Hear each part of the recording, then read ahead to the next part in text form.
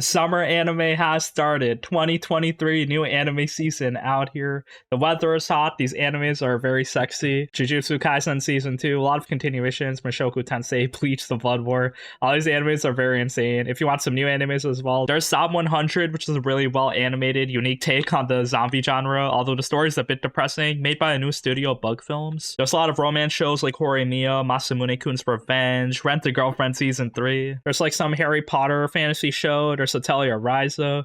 There's I got reincarnated as a vending machine. So yeah, a lot of spice. These animes, they might be a bit garbage at first glance, but I'm here to review 30 plus animes for you. All the new summer animes, all the first few episodes that have aired. I'm here to tell you which ones are good or bad. So yeah, feel free to skip around. And yeah, there's also some shows, some Netflix drops that won't air yet coming soon. So there's Baki season 2.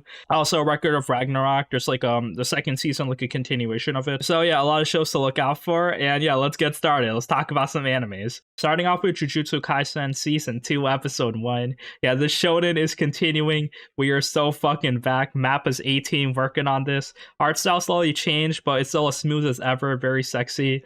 We see kind of like Gojo and Geto when they were younger. So yeah, what is this season 2 about? Well, yeah, I mean, season 1 was just like a cool kind of action shonen show, just like dudes fighting cursed spirits. Season 2 starting off with like a flashback type of prologue thing. So yeah, if you've seen the movie, it was also like a prequel. So this is like the prequel to the prequel.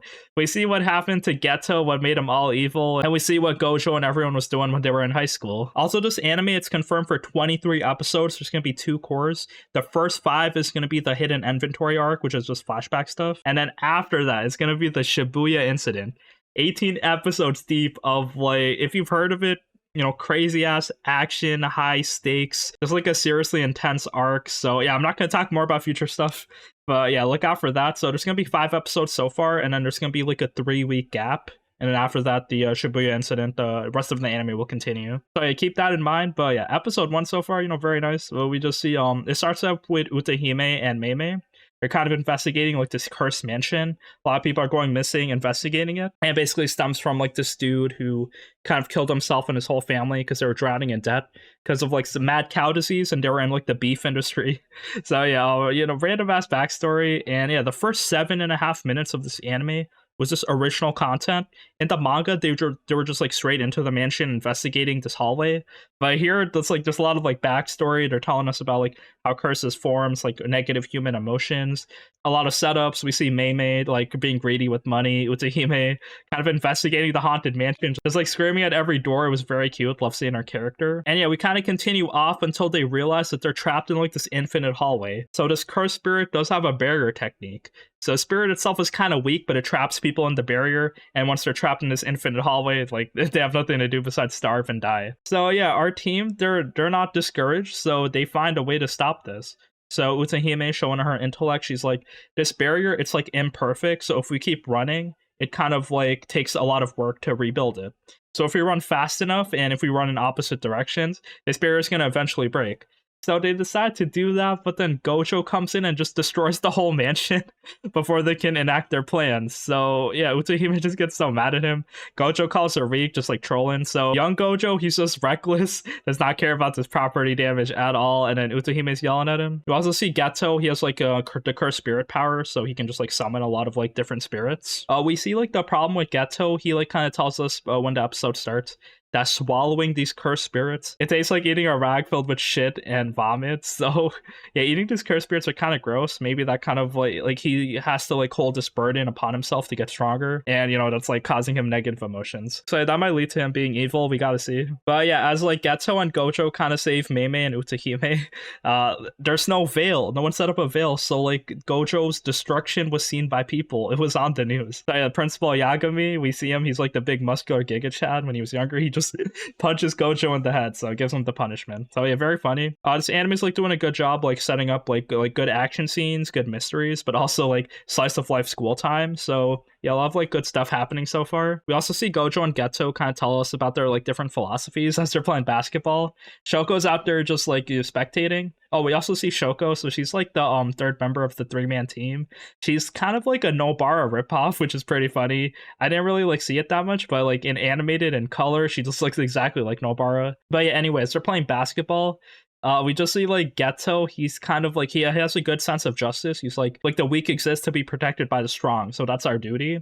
So yeah, Geto wants to like use his powers for good, try to like help people. But then Gojo, he's like, bro, we're strong. Who cares?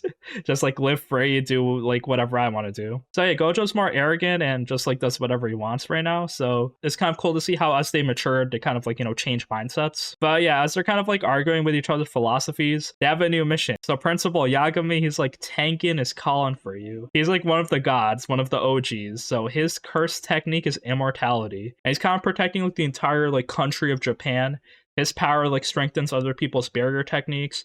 It helps everyone set up security and like increases their power basically. And since his technique is immortality, if he gets too old, he kind of evolves into like a godlike being. So they want to stop this evolution by making him fuse with the Star Plasma Vessel. So yeah, what the fuck?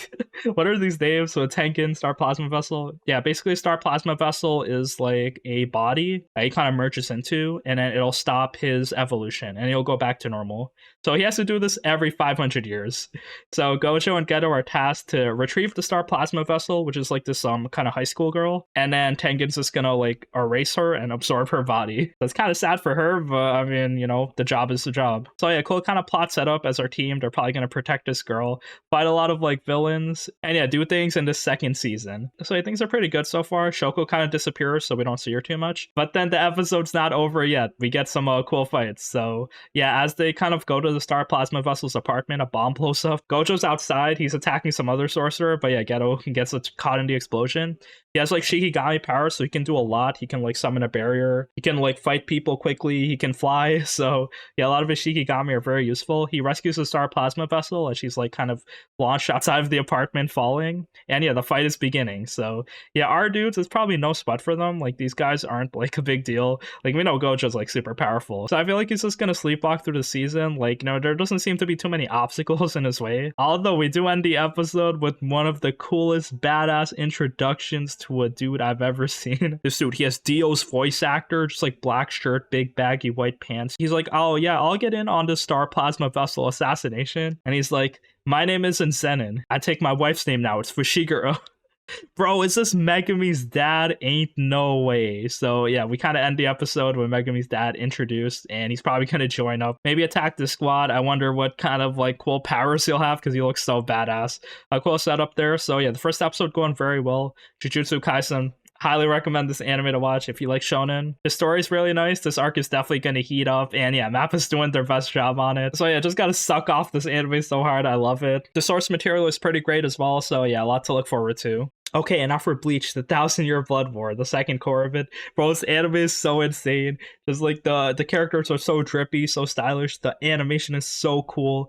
The music hits hard. Just like this arc is so nice. So yeah, the Blood War started off with a bang, like first core, just like a lot of fights happening. Just like instantly the Soul Society, the Quincy's are attacking. After that, there was like a lot of casualties, a lot of people injured, like a lot of aftermath. Ichigo, like he had to like kind of like cure his body, heal up. But he also got a lot of cool power-ups. We learned a lot of his backstory. And after that, it ended with him getting new weapons. So his Zanpakuto, it turned into like 2 different ones. So yeah, it was the Zangetsu, the sword. We realized that Hyowa was actually like his sword, and then that was like the Quincy side of his powers. So yeah, he basically has 2 swords now. It's like the Quincy and the Soul Reaper side. So yeah, we know Ichigo, he has mixed blood, which gives him like a big power increase. So Yowatch was like suppressing his power, but now he's just like exponentially stronger. We don't see how strong yet, but the fight is just starting. So this first episode of the second core, we see a lot of people just like plotting and stuff. So yeah, we see Yowatch and all the Quincy's like in the underground. They're kind of, setting up their army, talking. And we also see that Ishida, he's evil. He's joining the Quincy's. Not only joining them, he's gonna be the king. Yowatch is gonna retire. I mean, I guess Ishida's like a living Quincy, so that makes him the next in line. That's kind of insane. So I kind of doubt this. Like, I feel like maybe he's like, being a double agent or something. But we do see in the opening that him and Ichigo are fighting. So yeah, a lot to look forward to. See a lot of like other characters. So yeah, Rukia, she's getting stronger. Her brother got injured, but yeah, he's healed up. So a lot of new cool characters out here, a lot of cool character designs, and yeah, You know, the first part of the Blood War was very nice, although there was like some ass pulls, like, you know, Squad Zero just coming out of nowhere, being introduced, like giving our team power up. So yeah, the Blood War continues. This anime is insane. You know, Studio Period, they're just like doing so much. Black Clover, they're like so good at shonens and actions, and they're showing a lot of love to Bleach. The Bleach fans will tell you, bro, this anime is #1. The opening and the ending are also so good. The opening, basically, because the visuals, like everyone, it's like kind of hip hop themed, where, you know, people are playing basketball, doing rap battles, skateboarding in the music store, and then it's kind of like parallel with them like fighting in the anime. So a very unique opening, good song. So this anime is gonna have 13 episodes. People are gonna tell you how good it is. So I mean, it's very cool that we're getting like the second part of this so quickly, so we didn't even have to wait a whole year. So yeah, I'm very hyped for Bleach. This Blood War is definitely going to continue, because at the end of this episode, you watch and the Quincy's just invade the Soul Society again. Bro, they're just like doing it again like that. They can just like invade so quickly, not giving our team like a chance to rest. So there's definitely going to be insane ass fighting starting next episode. Okay, so for Atelier, Ryza, Ever Darkness, and the Secret Hideout. Yes, this is an alchemy anime based on a somewhat popular game series. There's like 20 plus games, and then yeah, they picked the Ryza series for the anime. So yeah, I mean, it kind of blew up because of those styles. That's all I can say. Ryza's character design is insane. Props to like the director who chose that design for our main character. She got the red booty shorts, funny white hat, kind of like loose white blouse, and a yellow cardigan. Just like culminates into like a kind of like memorable character. And yeah, she wants to be an adventurer. That's basically like her story in this first game. And yeah, I played a bunch of Atelier games. This one isn't my favorite just because the story is a bit lacking. So I like the Arlen trilogy a bit more. And then like after that, I like the Mysterious series as well. Here though, the Ryza series, yeah, like the first game was like kind of whatever. Like I felt like it was like a good game. And then like it kind of rushed to ending. And the second game kind of felt like a dip in quality. And then I didn't play the third game, but I heard good things. So yeah, maybe it kind of like increases in quality there. But yeah, I mean, that's like a quick review of the games. But I mean, I guess Ryza kind of like, you know, grew in popularity for people trying to get into the Atelier series. But yeah, I mean, I'm so down with this anime. It's like, you know, cute girls collecting resources, doing alchemy. It's like, you know, so nice. And yeah, this is basically like an alchemy fantasy adventure anime. Characters are also, you know, trying to fight monsters, go on adventures, do things, collect resources. So yeah, we see Ryza, we get the backstory where they live on this island called Kirkin Island. And yeah, Ryza just wants to leave so badly. Her mom and dad just like want her to be a farmer, and then Ryza's like, no, it's so boring.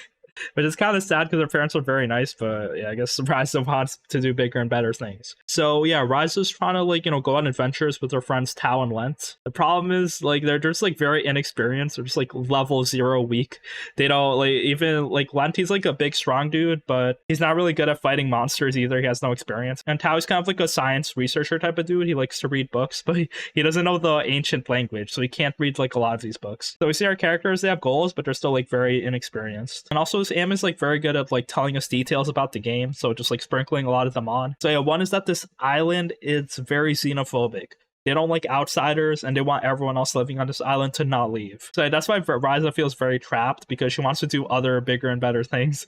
But yeah, everyone in this island is just like, you know, stifling her. So yeah, some new people come in. It's like this merchant and their bodyguards, which is like an alchemist and this warrior. So yeah, they're here, but then like the merchant's daughter, her name is Claudia, she just like escapes from the van and she starts wandering into the forest. That's where Ryza and her friends kind of come across her because they were going on their adventure. They kind of save her from monsters, which are like kind of cute slimes and fairies. So yeah, the problem is like they can't fight. They're using just like farming tools and swords that are not strong enough. So yeah, they do rescue Claudia and they become friends with her. And then, yeah, things kind of speed up from there because, yeah, they meet up with Empel and Lolo, who are, like, the two bodyguards. Empel, he is an alchemist. They have, like, kind of cool, fancy clothes and white hair. And Lolo, she's, like, this big booba bodyguard with, like, claws as her weapon. So Ryza sees this as an opportunity. So she asks Empel to learn alchemy. She wants to, you know, do something with her life. And Lent also asks Lolo to teach him about combat. They're all learning from these guys. Also, Tao, like, since his book is, like, in an ancient language, Empel can actually read and translate it. So it's kind of like a mutually beneficial agreement for all of them. Empel and Lolo kind of want to explore the island. And then Ryza and her team can help them out, navigate with them, but also learn all these, like, new techniques. So yeah, Ryza has no idea what alchemy is, like, how to do it, but she sees that Empel can make, like, medicine and stuff with it. So Empel gives Ryza some ingredients to make a supplement, which is like the basic alchemy like ingredient, I guess. And then yeah, Ryza's able to do it, so she's actually like has some skill in alchemy, which is like pretty impressive. Not a lot of people have that. So Ryza's alchemy journey is starting now. This girl has no idea what alchemy is. A first episode, and now she's learning. So yeah, this was a long, like, kind of 40-minute first episode. Second episode, she's kind of like learning more about alchemy, doing more things, making medicine and stuff. So yeah, cool slice of life vibes as well as like adventuring. I want to see our main character Ryza grow. Really love this anime. Kind of recommend it if you want something like chill. Also, yeah, let's talk about our first isekai. I was reincarnated as a vending machine. This anime, this concept seems so garbage, right? It's actually surprisingly okay. So yeah, we get a quick recap of like our dude dying and getting isekai'd. So he was like riding his motorcycle in the highway, and then he got hit by a vending machine and just like died. And then this dude, he was actually a big fan of vending machines. So the thing he loved the most killed him. And then he got reincarnated as a vending machine inside this like fantasy world in this forest, and he can't move. So he thinks it's like from God, like, oh, you get resurrected to something you like the most. So yeah, the problem is that he can't move. So yeah, just like having no brain and just being a sentient object, it, like, does not seem fun. It's similar to like the sword isekai, which is like, you know, a little girl or a cute girl kind of like comes across you and helps you. So yeah, our main girl Lamis comes through. She's like this blonde girl, kind of like a hunter warrior with like a cute character design. So yeah, Lamis sees like there's a lot of like cool different food here. So she gets like the corn soup. She's like, oh, it's really good. Like, you introduce salt into a fantasy world, like, bro, it's over. This food is next level taste for them. So yeah, she starts like inserting more silver coins. It costs 1 silver coin basically to like get anything. So yeah, it's like pretty steep prices, I guess. She starts eating the corn soup, drinks the water, eats potato chips, a lot of like kind of basic vending machine things. And yeah, our vending machine main character, he's kind of like growing, getting more points so he can upgrade his skills. He has like coin conversion. He can unlock new wares. And yeah, he does have a barrier technique to protect himself. So yeah, our main character is slowly growing. Nothing too major happening this first episode, but yeah, just like Lamis kind of carrying him around. We see that Lamis is like super strong, so she can just like lift the vending machine very easily. She also gets a backpack for him, so she can just like carry him in her back. And yeah, you know, easy life. So this anime is like surprisingly not garbage, even though the concept seems, you know, very trash. So yeah, I guess like fun adventures with Lamis. She's kind of like putting the vending machine in her town. A lot of people are enjoying the new food. And it's a pretty prosperous relationship, I guess. Okay, so for Zom 100, Bucket List of the Dead, episode 1. What a kind of crazy new anime, very depressing. So yeah, watching this, I felt a bit sad for our main character, but I mean, this is what I expect. So yeah, from the trailers and everything, it looked like very cool. I was like kind of excited to watch it because of how kind of like artistic and popping everything looked. And yeah, it's no different here. But yeah, before we get to the cool zombie action, we get the long, drawn out, depressing backstory for our main dude. So our main dude, his name is Akira Tendo. And yeah, it's his first day on the job. Works at this production company, so yeah, it's like his dream job, dream field. Everyone on his first day is like pretty cheerful. They're like inviting him. And yeah, he gets through the first day of work. Pretty easy, right? Like nothing really malicious so far.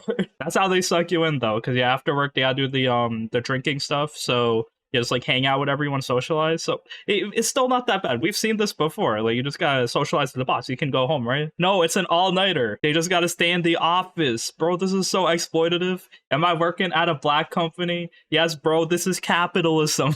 It's not fun. So yeah, it's like a lot of companies are like this nowadays. You know, it's like unpaid overtime is expected as part of the culture. So, you know, like what can you do? So I feel for our boy Tendo. He had to like work basically 2 all-nighters on his first week before he can actually go home. So yeah, it's a bad first impression. All the kind of coworkers are okay, I guess, but like the people higher up are the problems. Like his CEO just like doesn't care, keeps piling stuff on. His supervisor just like yells. So he's just very bipolar. It's hard to work with him. So yeah, everything in his office is like so cringe, but there's a cute girl. Her name is Otori. So yeah, I mean, big booba kind of like accountant lady. She's like really nice. So there's some dark undertones there coming on. So yeah, there's NTR plotline as well because the CEO is fucking her. So yeah, my dude, he's been working here 3 years. His like kind of faith in humanity is like lost. He wants to commit suicide, just like jump on a train track. So he just doesn't want to wake up. I guess this is like such a good relatable backstory. That's why the writing is so nice. But yeah, you know, after some time, the zombie apocalypse happens. So my dude, we see like the environment is just like all kind of black and white. The aspect ratio is so tiny, just like showing how like we're just in clothes feeling claustrophobic. But then once the first zombie comes in, it's like attacking the super of his apartment. He realizes like he sees some more colors, like all the blood is just like all rainbow colored, and he just runs away like, oh shit, there are zombies. And there's not even one zombie, there's a lot of zombies. So yeah, my dude, he plays rugby, so I guess he's pretty adept at the zombie apocalypse, and he's also happy. So he doesn't have to go to work anymore, bro. It's over. And his new life has begun. Also, it kind of like tells you that, like, you know, working at a company like this, you might not have, like, even though it's like so easy to quit, you might not have like any other option. Even if you do quit, it's just like hard to like start over or get a new job.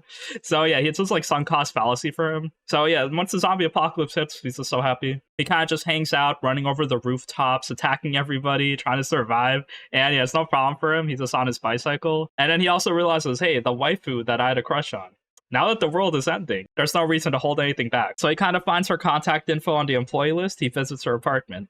And the CEO is there. He's a zombie. And then she's also a zombie. So it's a good, funny way to kind of end things. He's like, I'm quitting, bro. Peace. And then he kind of like suplexes his CEO out the window. He's like a big, fat, kind of like balding zombie. He admits that he loves her, and then he runs away from her because he's also a zombie. So yeah, rest in peace. His life is over, but his new life is beginning. So yeah, he goes to a convenience store. He makes like a bucket list, 100 things probably to do. So yeah, binging movies, drinking, hanging out, getting a hobby. I guess all these things you'll try to accomplish in this anime. And straight up, the story's really good. The animation looks so good. It's like very cinematic. I love the way they made it black and white and then like just transition into color once the zombie apocalypse hit. Everything was so fun. So yeah, such a high quality anime. Really recommend this. Although if you do hate depression, then the first 15 minutes of this anime is going to hit you hard. But yeah, hopefully as the anime continues, you won't see any more depressing things. It's just like happy survival life in the zombie apocalypse. So yeah, I guess this is something it does different, where the main character, he loves the zombie apocalypse. So it's going to be fun to see how he tackles everything, how he survives in his new life. And also, if this depressing office life is hitting you hard, bro, I got an anime just for you. My Tiny Senpai. Office romance. It is a big taboo, but these animes, they just like keep bringing it to us. There's like a similar anime to this a couple seasons ago, which was My Senpai is Annoying, where the little girl is actually the underling and like the big tall dude is like kind of bullying her sometimes. But yeah, it's like a wholesome romance show. This one is like no different, but except the senpai is the little girl this time, and she has big booba. So yeah, that's the gimmick. It's pretty lame anime. It's like kind of boring, but I guess it has its moments. So it's a bit cute. So yeah, our main character, she's Shiori, and the main dude, his name is Takuma. They kind of like work together next to each other. So she is the senpai, so the dude kind of like, you know, follows her. And then she's also like kind of absent-minded and kind of cute. They compare her to a cat. It's like very wholesome. Comedy's on point. Their office hours seem to be reasonable. And their boss is kind of nice. He's like shipping them together. So very cute anime. It'll cleanse your palate after getting depressed after Zom 100. Also, yeah, let me talk about another depressing romance show. Because yeah, this first episode for it was like a bit sad. So it is My Happy Marriage, Watashi no Shiwase no Kekkon. So yeah, this is a Netflix anime. It actually looks really good. But yeah, basically it's kind of like a Cinderella story. Main girl, it's very sad. So yeah, her mom died when she was like 5. And then her dad remarried. And then the remarried, like the stepmom just like hates her. And then the new younger daughter, she's like the golden child. So yeah, the main girl Mio, she's just like a servant now. And then yeah, life is hard. No one really likes her, and then she feels like she has no worth. So when she kind of grows up, she's like 19 years old. The parents kind of force her to get married to like this dude who has like I guess he's like rumored to be evil. So yeah, it feels like so depressing because we just got like her life backstory. It felt so sad, and now she has to get forced to marry like this dude's probably like gonna abuse her, or yeah, we don't know. So yeah, I mean, there's kind of a plot twist because the dude kind of looks like a bit cool. Like he doesn't look bad. Yeah, when she goes to visits the house, he's just like, he seems like to be like a random author. He has like long white flowing hair, kind of dreamy. He doesn't seem that bad. So yeah, like the whole build up for this anime felt like so. I was just so sad. I was preparing for the worst. I guess the husband is a good guy. I think the title, there's not a plot twist. Maybe this happy marriage is a happy marriage. So yeah, I mean, I'll watch a bit of it, although it is a bit serious. So yeah, that's one thing it got going for it. Also, there's supposed to be some like type of supernatural aspect of this anime. I haven't seen it so far, but yeah, apparently people have psychic powers. So yeah, that's random, but I mean, it hasn't played a part in the first episode, so who knows? All right, and our first isekai this season, Mushoku Tensei Season 2. Yes, Jobless Reincarnation. It is back, such a good show. Just like the animation quality is insane. Feels like watching a movie every episode, and the story is also really nice. Just like deep characters. I know it is an isekai, so the power fantasy elements hit really hard, but the characters are like so nice anyway. Rudius right now, he's like in his depression arc because Eris kind of fucked him and ran away. So basically he has no party members. He's just like super sad. And then yeah, his mom is also missing, so he has to find her. And then yeah, he just like remembers his time like back when he was just like a jobless NEET. How like he was just like so isolated. He feels the same way now. So yeah, that depression just keeps coming back.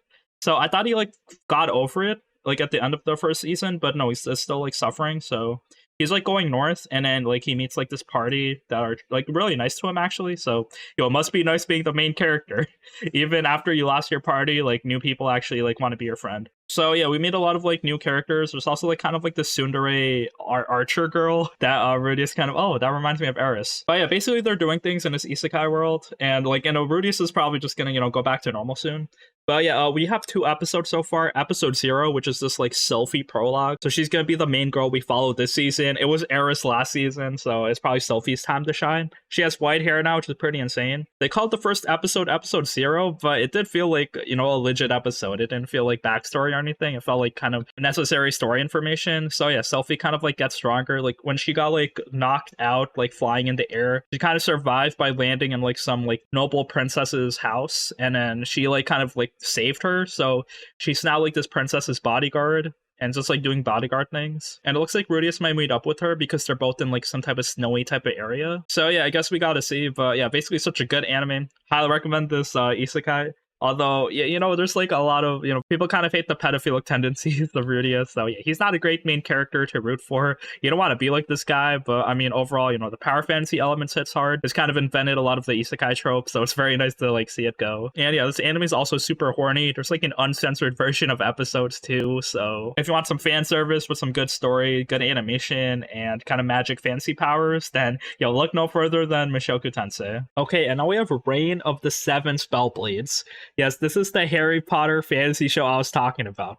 This whole world just like based on Harry Potter. But I mean, it is kind of like going hard with the story, like its own anime fantasy twist. So yeah, it's like pretty nice. Episode 1 starts off with like, telling them about the backstory of like this magic school. And then like we see all our like characters we're gonna follow around. So yeah, basically just like this magic school, it's kind of like very free, so students can do whatever they want, and your magic can go berserk. And when it goes berserk, it's like very bad. You can die. You can also kill a lot of people. So I guess no one cares about that. But yeah, basically 20% of the people in the school will go berserk in their lifetime. So yeah, our main dude enrolls into school. He meets like a lot of other people. There's also like the samurai girl that joins randomly. And yeah, that's like our Harry Potter cast. And then like one of the girls gets attacked by a troll. So also similar to like Harry Potter.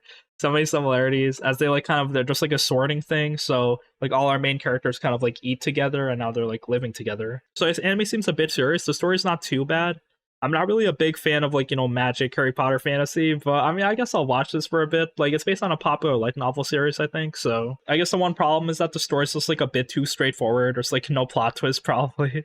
What you see is what you get. So yeah, I guess it's like a serious Harry Potter anime. If you want a Harry Potter anime, check this out. All right, and now we got Masamune-kun's Revenge Season 2. So yeah, it's a very popular rom-com. Season 1 was like, very popular, although it came out in 2017. So if you want to feel old, that was 6 years ago. This show's actually really fun. Like the characters are kind of like multi-dimensional. They're not just like generic wacky romance characters that are just like annoying. Like here, Masamune-kun, our main character, he's like a Giga Chat kind of, but he also is like really bad with women. So I really like that about him. He also has like this cringe plan where he wants to dump the girl that dumped him. I like the way this anime like kind of genuinely takes things. Each character kind of doing things to advance the plot, and like nothing seems forced. And the second season's kind of starting off not even missing a beat. So they have a class trip to France. So yeah, the end of season 1 was like they had like a school play, like they did Snow White or something, and then Masamune-kun actually kissed Snow White. So he actually kissed Aki, the main girl. So that was kind of serious. But yeah, like after like a lot of like drama and stuff happened like in this France trip, Aki actually like wants to apologize for all like the hard work he's been putting through. So she wants to actually kind of hang out with him, and this is right in line with Masamune's plan, because Paris France, it's a very romantic place, so he's gonna put the moves on her. Also, there's some protests happening in France right now, so probably not a great time to go on vacation there. But anyway, it's fine. The anime kind of like, introduces a new character actually. So yeah, as Aki and Masamune were trying to talk and hang out, this like kind of French weeb just walks in. She has an eye patch and she also draws manga, and she's like, wow, you're like a real Japanese student. I need you and Aki to kind of like show me like real Japanese romance, like a real rom-com, so I have like a basis in my manga. So yeah, now they're forced to kind of hang out with this weird French chick and just like, show her what real Japanese romance is. So I guess that works out for Masamune, although it is very weird to kind of have to follow this new girl around. All the other supporting characters are kind of, watching them doing their thing. So yes, anime is still like very funny. I'm very excited to watch it actually, so I highly recommend this anime over all the other kind of high school romance shows. Okay, so for Rent a Girlfriend Season 3, we are fucking back. It is renting time once again. So I felt like Season 2 just finished up. It aired last summer actually, so a year ago, but yeah, it was so mid. It failed to like kind of capture the drama in Season 1, and the gimmick got like a bit old. But there were some spicy moments. The relationship slightly developed, so Kazuya, he got a bit closer to Ruka and Mizuhara, the main girl. Besides that, I hated Season 2, but Season 3 seems to be, like, a bit better, at least the first episode. So, yeah, I'll watch this. It's, like, garbage, but, I read, like, a bunch of the manga. I kind of finished after this arc and into, like, kind of, like, their, kind of, like, beach Hawaii trip or whatever, because I want to see, like, how garbage it can get. But, yeah, I dropped it very quickly. Kazuya is so cringe. Like, props to the author for creating, like, such a well-written cringe guy. Anyway, we start off Season 3 with trying to make Mizuhara's dreams come true. So, Kazuya, he's like, I want to make a movie with you. So, yeah, he's basically trying to, like, kickstart an amateur film, trying to make her dreams come true, so she'll be a professional actress. Problem is, they do need money, so Kazuya starts like a kickstarting fund. It's hard to get like the plan together though, so they do need a lot of planning. They need budgets, they need goals, they need to set up all the production. So yeah, Kazuya's working hard on this. Mizuhara seeing how hard he's working, and then I guess she's falling for him a bit. Although we do see a new character, so her name is Yaimori. And yeah, she's making her presence known because instantly she's the next door neighbor for Kazuya and Mizuhara. So she's like, hey, you guys stop talking in the balcony, you're kind of being too loud. Like if you're trying to have a relationship, can you like keep it private? So yeah, Mizuhara instantly gets embarrassed, so does Kazuya, so they stop talking in the balcony for a while. Also, we realized that she goes to the same college, so small world, I guess. She's gonna be like an active side character trying to like talk with Kazuya. We end the episode with Mizuhara visiting Kazuya because they can't see each other on the balcony, so they talk about the production, the kickstarting, the plans and everything. Mizuhara's like kind of falling for him. We see her casual lounging outfit. She's wearing a long skirt with like a tight t-shirt, which is pretty hot. Kazuya, he cannot control himself. Also, Mizuhara, she sees that Kazuya, he's very hungry. It's like the anime stomach rumbling, so she cooks food for him. It's just like a wholesome get-together, no ulterior motive so far, just like Kazuya wants to support Chizuru, make this movie successful, they can show it to her grandmother, and everything will be good. So yeah, as we end the anime, the Ruka visits the apartment, so yes, there's a wrench in the plans. So yeah, we ended off classic Rent the Girlfriend cliffhanger. And yes, anime's so garbage, but Season 3 seems to be shaping up to be like another drama-filled romance anime that I will watch. The girl I like forgot her glasses. So yeah, brand new romance show. This concept is so bad. I hate these characters too. The animation's like pretty decent. So it's from Gohan's, who does like a lot of like trippy different like rotoscope type of animation. They're doing like a wholesome slice of life show, so no need to go that hard. I don't like this anime, just like the concept is whatever. Like I don't really care about the concept, but like high school romance is fine, but these characters are so insufferable. So the gimmick they're going for is like the girl that forgot her glasses. Her name is Ai, and then yeah, she has like kind of like cool reddish hair and glasses, very cute. But when she forgets her glasses, she's like kind of looks like a bit angry at you, but she's actually like a bit aloof, and like no one can really tell how she feels, but she's like kind of serious, I guess. But she's kind of like playing the emotionless girl archetype, where like she might seem mad at you, or she might just like not even care about you. So yeah, I kind of just like hate her as a character, just like not cute. And the main dude is just like so insufferable as well. He's like, oh, like this girl forgot her glasses. Oh, I can't believe it. And then, oh no, she's looking at my textbook. Oh, she needs me. So the main dude is also insufferable. Like these characters, I hate them so much. But I'm gonna watch this anime. I'm gonna keep watching. But yeah, just like I'm just warning you, like if you don't like slice of life, like you're gonna find it so boring. Also, another romance show we got this season, Horimiya Peace. So it's kind of like the second season continuation of Horimiya. So yeah, we had Horimiya a while ago. It's definitely a good anime based on like a long running manga series, like very popular. Every character is just like playing an archetype, and then even like Hori and Miyamura's like big secrets aren't really like that serious. This anime is just like very chill, not really high stakes. Characters just like living their high school life doing things.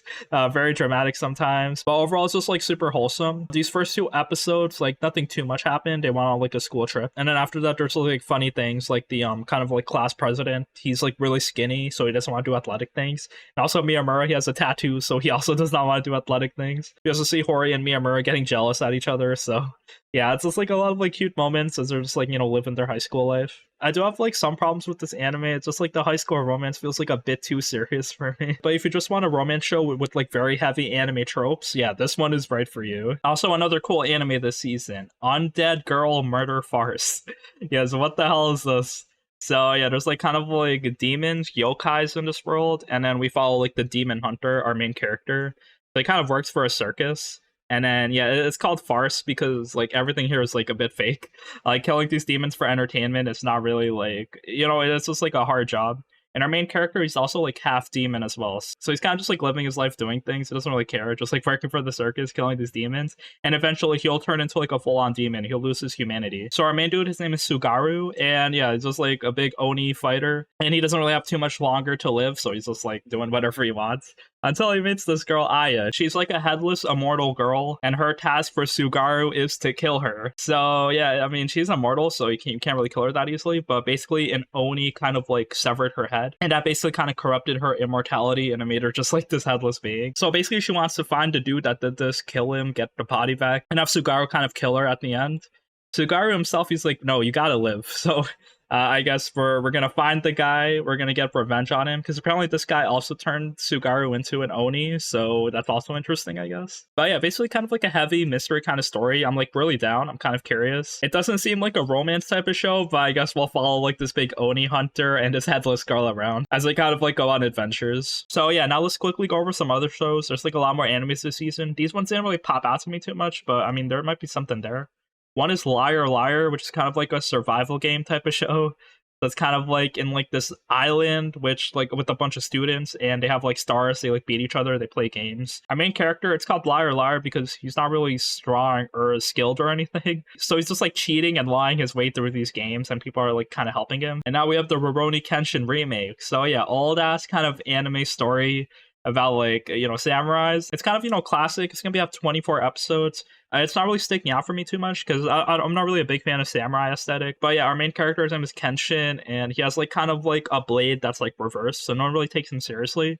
But he's just like super skilled and strong. He kind of like saves the main girl in the first episode, kind of saves her dojo. Our dude gonna go on adventures, save people, be like the cool, edgy protagonist. So this is definitely an interesting show for sure. I don't have it on my radar, but you know, feel free to check it out. Also, we have Am I Actually the Strongest? Another isekai. So it's like a dude who has like he was reborn and then he has like level 1000 like magical powers, but then the magical power scale only goes up to 2 digits. So his parents, like he's like born into royalty, they think he's kind of like worthless. They kind of like ship him off, throw him into the woods. So yeah, he gets rescued actually because he has like barrier magic, and his magic is like really strong. It's like over 1000. So he's like super overpowered. And then yeah, he's just doing things like kind of standard isekai. And there's also like another romance show. I'm not really a big fan of it. Like it's really boring, I think. But yeah, it is The Dreaming Boy is a Realist. This title kind of sounds like Bunny Girl Senpai, but not really. It's just like about a dude who he kind of like loved this girl. He's like harassing her in high school, and then like one day, like he kind of like his life flashes before his eyes. He almost gets hit by a ball, and then it just like changed him. He went from like a creepy, persistent stalker into just like normal black-haired, I guess, serious type of dude. So yeah, he just like takes things very realistically. He doesn't really pursue things that, you know, won't happen. He stops harassing the girl and just like lives his life. I don't see anything interesting about this anime. I'll give it a few episodes though before I do drop it because, you know, there might be something in the premise. But yeah, so far it's kind of just like a boring random romance show. And also we have Monogatari season 2. So yeah, this is not part of the Monogatari Bakemonogatari series. No, this is like a kind of romance supernatural anime, which I guess is similar to the Monogatari series. But yeah, season 1 wasn't like too popular. Season 2, I saw the first episode. It's not bad. So yeah, I'm just like keep watching this anime a little bit. It's like kind of like a cool romance show. The main girl, her name is Botan, and then she like has all these spirits around her, like kind of living in her house. This anime does have a good mix of action, adventure, and romance moments. So I guess it makes it like a bit unique. So yeah, I guess I'll check out season 2. There's the Duke of Death and his Maid season 2. So it's kind of like a cool CGI anime.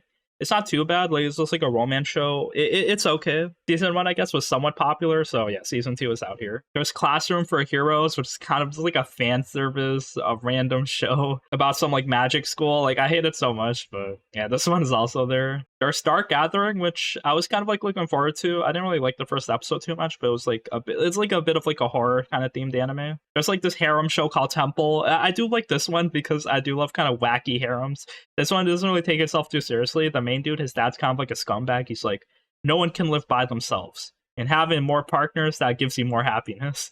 The main dude kind of hates his dad, so he wants to do the opposite, just like not even talk to girls. Problem is, he goes visits a temple to clear his like otherworldly desires, and the temple is just surrounded by girls. So yeah, he has to live with these 5 girls in this temple, just like the harem story writes itself. There's also the most heretical last boss queen, from villainous to savior. Another Otome game anime. Main girl just gets like isekai into this game, and now she's the villainess, so she has to kind of like get the good end instead of the bad end and die. So I mean, it's very funny how many of these animes, different types there are, so it's like another carbon copy. There's Sugar Apple Fairy Tale season 2. I didn't really like season 1 too much. I was like rooting for the main girl. I thought like she'd go on like adventure trips herself and like kind of reform society, being oppressive to fairies, but instead she's kind of like dependent on this dude, and then it just felt like a bit forced, like the romance. There's an isekai called Sweet Reincarnation. The main guy's kind of like a chef. He was about to make like this like big ass sweet thing that kind of crushes him. So now yeah, he got reborn, and now he's like really good. Like he looks out for sugar and stuff, ingredients to make like good food. There's a reverse isekai, level 1 demon lord and 1 room hero. So just like the demon lord dies and just gets reborn, and it turns into like this lolly. But then the hero that killed him kind of like gets washed up because no one really needs heroes anymore. So yeah, they're just like a funny reverse isekai. There's Gene of I, which is kind of like a sci-fi shonen anime. It's a bit okay. Like the main character is like this white-haired doctor, and he does like kind of different experiments, and then like there's like some artificial intelligence thing going on. And yeah, there's another idol anime I've been watching a bit. It is cute, and the story goes kind of hard, a lot of backstories, but I'm not sure if I'll continue watching it. It is Yohane the Parelian, Sunshine in the Mirror. It's like a girl's trying to be an idol, but like the big city life wasn't for her, so she has to regrettably go back to her small town, but you know, all her friends in the small town are like helping her out. Also, there's another anime called Ayaka. It's kind of like another fantasy show. I'm not really a huge fan, but just love like cute boys doing supernatural things, fighting dragons, stuff like that. There's also Spy Classroom season 2. I don't know why this anime has a season 2. It's pretty bad. But yeah, it's kind of just like cute girls, and then their spy teacher just trying to help them. I don't like it that much, but there's a season 2, like who knew? And yeah, there's also some animes that haven't aired. There's Bungo Stray Dogs, the 5th season. So season 4 aired recently in the winter. So yeah, it definitely did need a season 5. Season 4 did not end or satisfy any storylines. So yeah, it's probably going to be like some big kind of action. And there's also a Devil is a Part-Timer season 2 continuation. So it's going to be another 12 episodes, I think. I wasn't really a big fan of the season 2, even though it was like kind of hyped up. So yeah, I mean, I probably won't watch those. And that is it for the animes this season. Thank you for watching. Hopefully I didn't miss any shows that you were watching this season. But yeah, overall, a lot of cool new shows, a lot of continuations of certain seasons. So I'm kind of excited to watch a lot of animes as the season progresses. So yeah, you can't go wrong. You'll pick up some new shows. I'm watching Jujutsu Kaisen for sure, Mushoku Tensei, Bleach, Psalm 100, Masamune-kun's Revenge, Rent the Girlfriend season 3. I gotta see how bad that gets. And yeah, all of these other fantasy shows are shaping up to be pretty decent. So yeah, please let me know which animes you're looking forward to this season. Thank you for watching this long ass video, and I'll see you next week as the summer season continues.